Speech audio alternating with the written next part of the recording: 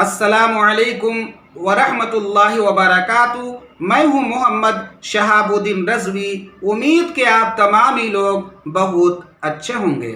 आज मुस्लिम समाज के बहुत सारे बच्चे गुनाहों के दलदल में फंसते नज़र आ रहे हैं। ताश के अड्डों पर, जुआ के अड्डों पर, शराब खानों में, चोरी के कामों में, ये तमाम जगहों पर मुसलमान के बच्चे नज़र आते हैं। उन्हें एहसास तक नहीं होता अल्लाह रब्बुल इज़्ज़त ने हमें मुसलमान घराने में पैदा किया है और अल्लाह रब्बुल इज़्ज़त ने हमारे लिए कौन सी चीज़ों को हलाल किया है और कौन सी चीज़ों को हराम किया है।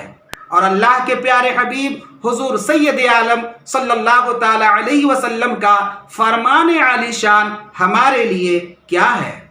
शैतान की पैरवी हमेशा करते नज़र आते हैं और अल्लाह ताला की इबादत से कोसों दूर नज़र आ रहे हैं।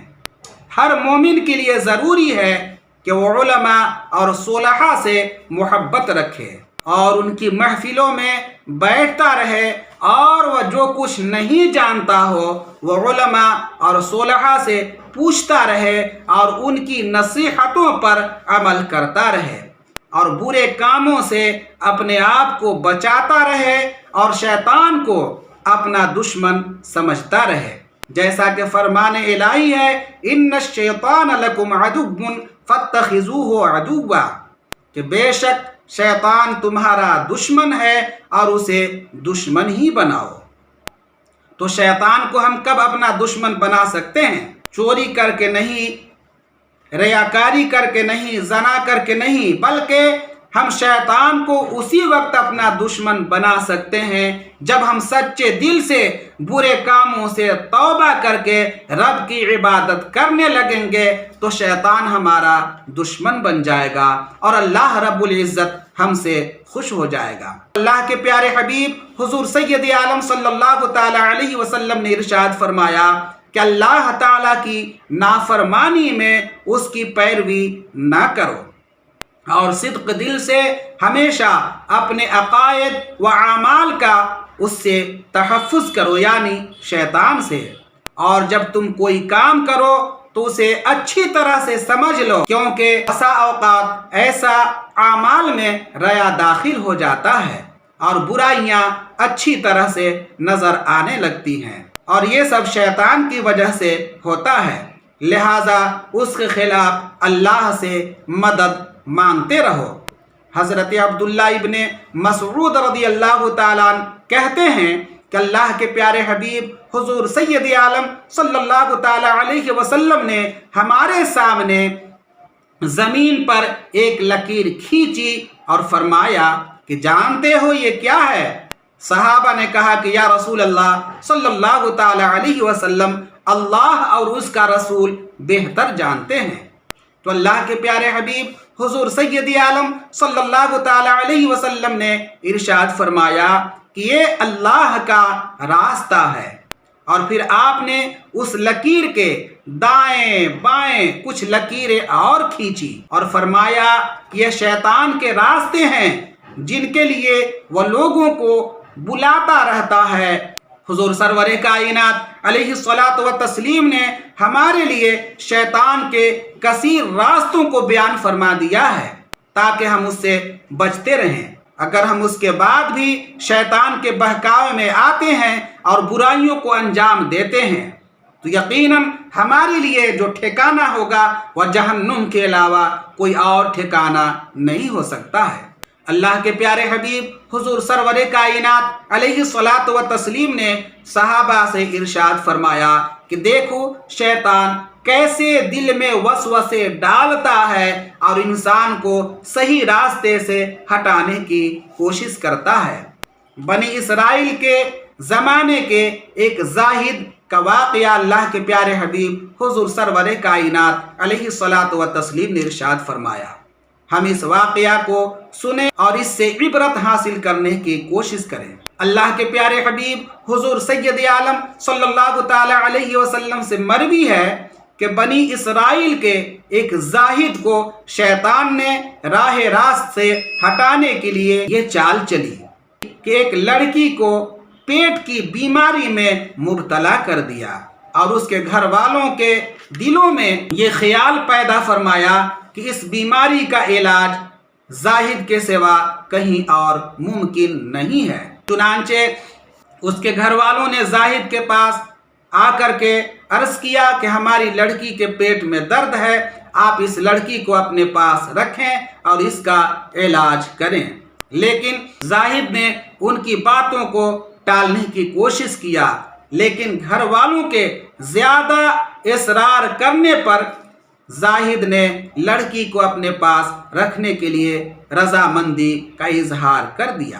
شیطان اس سے انتہائی خوش ہوا، وہ لڑکی زاہد کے پاس رہنے لگی تو زاہد کے پاس جب بھی وہ لڑکی جاتی شیطان اسے انتہائی خوشنما انداز میں پیش کرتا، یہاں تک کہ زاہد کے قدم ڈگمگانے لگے اور اس نے لڑکی سے مباشرت کی، جس سے لڑکی کو حمل ٹھہر گیا۔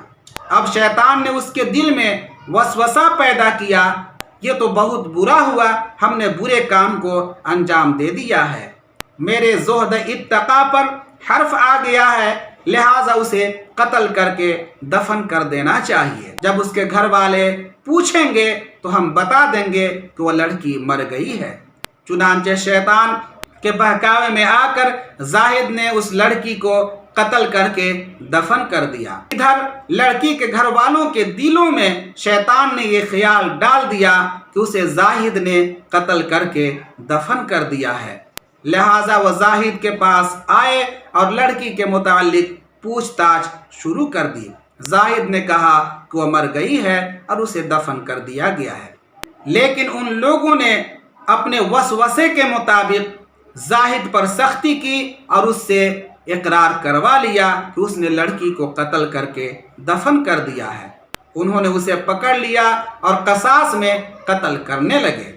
تب شیطان ظاہر ہوا اور زاہد سے بولا، میں نے اسے پیٹ کی بیماری میں مبتلا کیا تھا اور میں نے ہی اس کے گھر والوں کے دلوں میں تیرے جرم کا خیال ڈالا تھا، اب تو میرا کہنا مان لے، میں تجھے بچا لوں گا، یعنی قتل ہونے سے میں تجھے بچا لوں گا۔ زاہد نے پوچھا کہ کیا کروں؟ شیطان بولا کہ مجھے 2 سجدے کر لے۔ چنانچہ زاہد نے قتل ہونے کے ڈر سے جان بچانے کے لیے شیطان کو سجدہ کر لیا۔ اب شیطان یہ کہتا ہوا وہاں سے چل دیا کہ میں تیرے اس فعل سے بری ہوں، جیسا کہ فرمان الہی ہے، اذ قال للانسان اکفر فلما کفر قال انی بریء منک۔ تو اس سے پتہ چلا کہ شیطان غلط بھی کرواتا ہے اور شیطان جو ہے اس کے بعد اسے ظاہر بھی کراتا ہے۔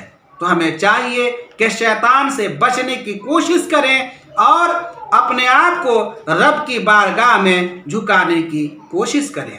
روایت ہے کہ جب حضرت نوح علیہ الصلاۃ والتسلیم کشتی پر بحکم خداوندی پہلے ہر جنس کا ایک جوڑا کشتی میں سوار کیا اور خود بھی سوار ہوئے، تو آپ نے ایک اجنبی بوڑھے کو دیکھ کر پوچھا، تمہیں کس نے کشتی میں سوار کیا ہے؟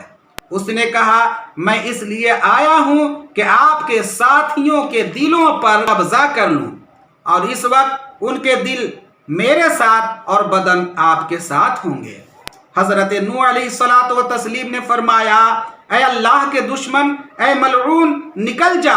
ابلیس بولا، اے نوح علیہ الصلاۃ والتسلیم، 5 چیزیں ایسی ہیں جن سے میں لوگوں کو گمراہی میں ڈالتا ہوں، 3 تمہیں بتلاؤں گا اور 2 نہیں بتلاؤں گا۔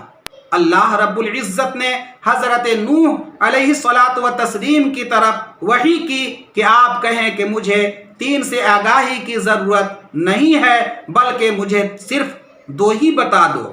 2 ایسی چیزیں ہیں جو مجھے کبھی جھوٹا نہیں کرتی، یعنی ناکام واپس نہیں کرتی ہیں، اور انہی سے میں لوگوں کو تباہی کے دہانے پر لا کر کے کھڑا کرتا ہوں۔ ان میں سے ایک حسد ہے اور دوسری حرص ہے، یعنی کہ لالچ ہے۔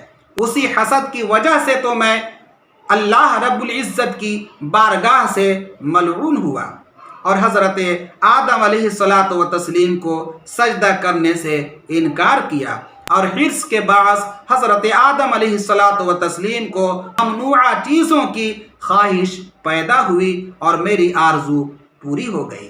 تو اس سے پتہ چلا شیطان ہمیں کتنا بہکاتا ہے۔ اگر ہم شیطان کے بہکاوے سے بچنے کی کوشش نہ کیے تو یقیناً ہمارا ٹھکانہ جہنم ہی ہوگا، اور دنیا میں بھی ہم ذلیل و خوار ہوتے نظر آئیں گے۔